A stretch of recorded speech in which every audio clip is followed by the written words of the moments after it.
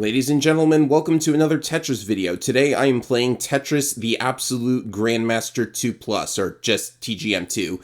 Yeah, this game's got a really wacky title. TGM2 is not out on the Switch yet, but we're hoping that changes very soon. This is the follow-up to the original Tetris, the Grandmaster, and it's an all-around improvement in every way, including the difficulty. It's a lot harder this time around, and I do not have a GM grade in this game, unfortunately, but them's the breaks. This is actually not the original TGM2, it is an update entitled the Absolute Plus, which adds a couple extra game modes.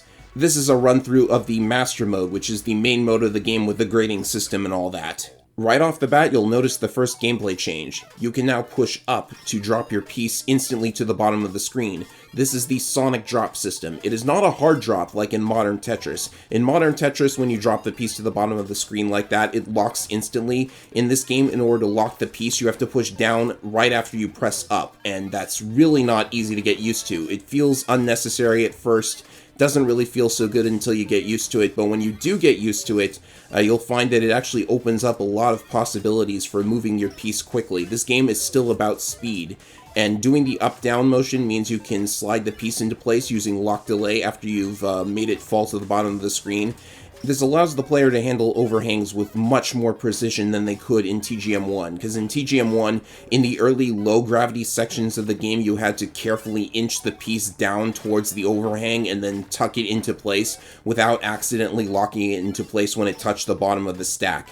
Here, you just sonic drop it and then move it left or right, and then you can push down to lock it. It's really, really nice. You're gonna need it too, because the grading system has been overhauled. It no longer relies on score. In fact, score is completely useless and you can ignore it. I don't even know why it's there. The grading system in this game works a lot like experience points in an RPG. You make lines, you earn experience points, and then you go up a level once you have enough. However, this game wants to reward very fast play, so what it does is, if you go too long without clearing a line, then your EXP is actually going to start dropping. You can't ever lose grades, but you still want to play very, very quickly. Now, earning EXP, there are a few intricacies to it. This game actually rewards you for making combos, which is where you clear lines with successive pieces, but I would not worry about setting up elaborate combos. I would just make as many Tetrises as you can, as quickly as you can, both because that's the best, easiest way to increase your grade, and also because the game's requirements for getting the Grandmaster grade now require you to make Tetrises throughout the game. So I'm going to talk about that a little bit right now. The actual requirements for the Grandmaster grade are actually pretty complicated, so the first thing you have to do is, in each of these sections of 100 levels, you have to clear the first 5 sections in less than 65 seconds apiece, and you have to get 2 Tetrises in every section. Now, that part is easy to understand, but once we get to the instant gravity section, the requirements change, so I will explain that when we get there. But it can be said that for the most part, the best strategy is to set yourself up with 2 Tetrises worth of blocks and then clear them one after the other very quickly in order to get a grade increase. Maybe throw in a double or triple if the line pieces aren't coming, because you kind of are reliant on the line pieces in order to clear Tetrises. They're the only blocks that can do it. Something else I think is worth mentioning are the medals that you see displayed below my grade. These do absolutely nothing to affect your grade, but they can be a bit of an indication as to how well you are doing at the moment.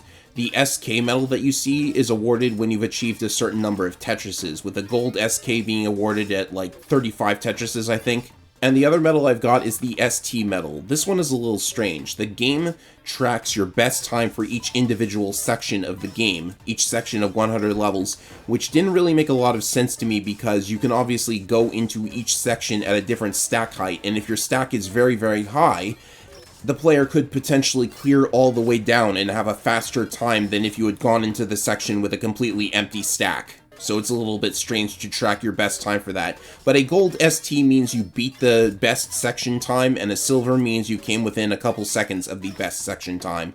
So this can be an indication of how well you are doing, how quickly you are playing. Like, if you get a silver ST for a section, that's probably a good indication that you met the time requirement for that section. So that is kind of nice.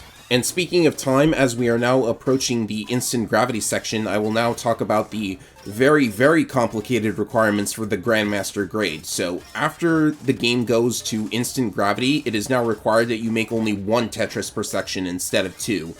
Now, the time requirement is where it gets messy, so in the first instant gravity section, your time must be better than the average of the previous 5 section times, and then thereafter, every section time must be within 2 seconds of the previous section time. Basically, I think the idea there is they are not only expecting skilled, fast play, but also consistent play. So if you mess up and go too slowly in one of the sections from here on out, then the game assumes you messed up and doesn't give you the Grandmaster grade. Also, on top of all of that, you're also required to have a grade of S9 at the end of the game, and you also have to clear the entire game in a total time of no more than 8 minutes and 45 seconds. So considering the previous game required you to beat it in less than 13 minutes or so, yeah, that's kind of an escalation from the previous game's difficulty, wouldn't you say? They really wanted to push the player this time around. They knew what they were going for. And what's also interesting to note is that the requirements were actually not as hard in the original version of TGM2. The Absolute Plus decided to just make it harder because that's just how TGM works. Now, they knew asking players to make that kind of time with the TGM1 system would be very, very difficult and kind of unfair, so they decided to throw the players a bone by making the instant gravity sections go even faster than they did originally.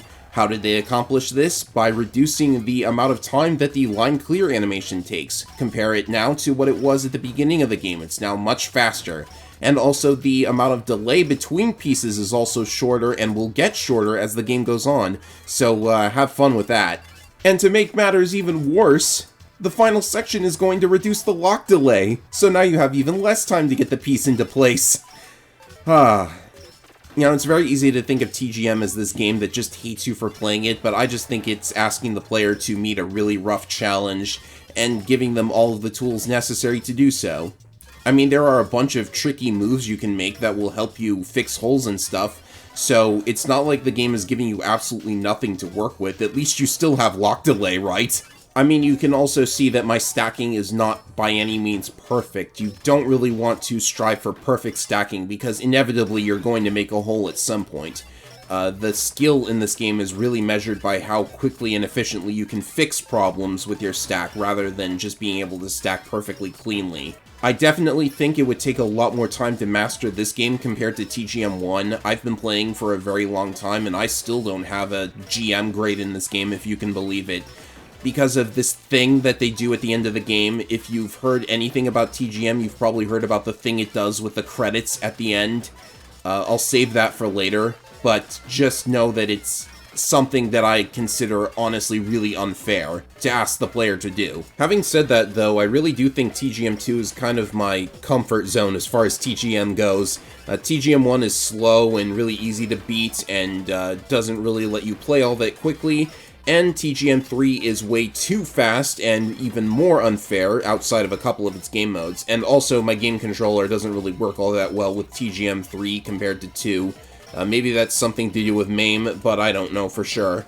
TGM2 also has the highest amount of game modes in the series, as well as a number of button codes that can be used to alter the gameplay. In particular, my favorite code from this game is the one that causes the versus mode items to be played against you in the single player modes. That's a fun one to mess around with. In fact, that button code might actually be a reference to an old Sega game. Like, Sega had a couple of Tetris clones back in the day. Like, I think if I went into the history of this series and how it all goes back to Sega's Tetris games, like, that would be worth a good number of videos on its own. Well, here it goes. I'm about to clear level 999, and that means that if I have met all of the requirements for the Grandmaster grade, the game is going to present the final challenge. So you remember how at the end of TGM1 I said that the stack kind of obscures the list of names in the credits? Yeah, they kind of fixed that, didn't they? Yeah, I just have no idea how you're supposed to do this with the pieces disappearing like that. If you fail the requirements for the Grandmaster grade, then the pieces will actually fade out after 5 seconds, which doesn't really matter because this only counts as a Grandmaster grade if you get the invisible roll and then clear it by surviving for 60 seconds, and I just have no idea how you're supposed to do that. Well, that's the end of my TGM2 run. I don't really care to master the invisible credit roll, so I think this is as good as I'm going to do. I'm still trying to improve my times, but for some reason, whenever I get a really good time, I just wind up failing the requirements for the Grandmaster credit roll. But, you know, I'm gonna keep trying anyways, and if I somehow manage to fluke the credit roll, you'll be the first to know. That's it for the TGM2 video. See you later, everybody.